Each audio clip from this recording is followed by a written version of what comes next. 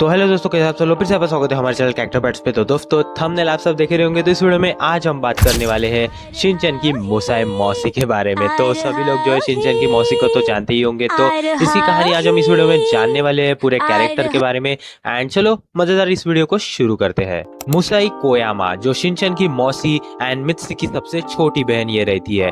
As इसकी 26 साल है एंड इसका प्रोफेशन है कैमरा वुमेन। इंग्लिश डब में इसका नाम बिट्जी है।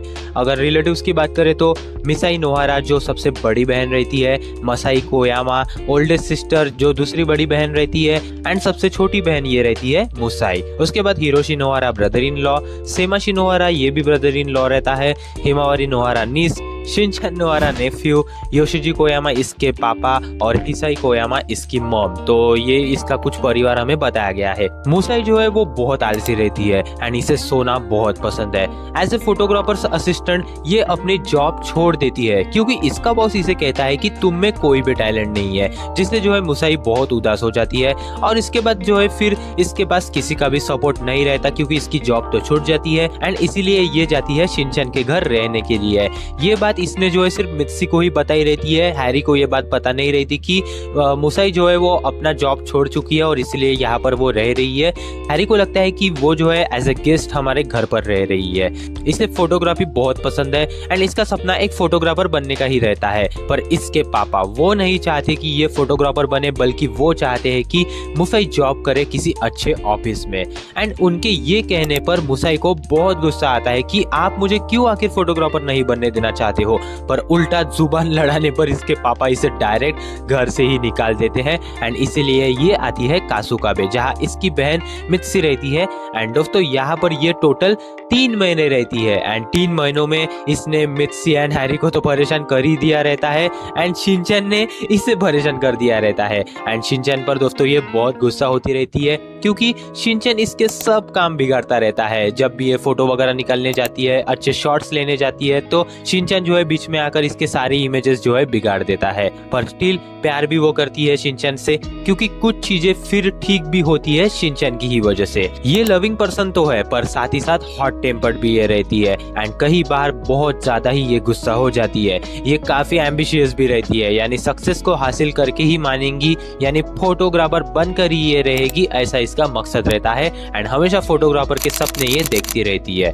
पर बहुत लेजी ये रहती है एंड इसको ढेर सारा खाना एंड सोना दिन भर बहुत पसंद है।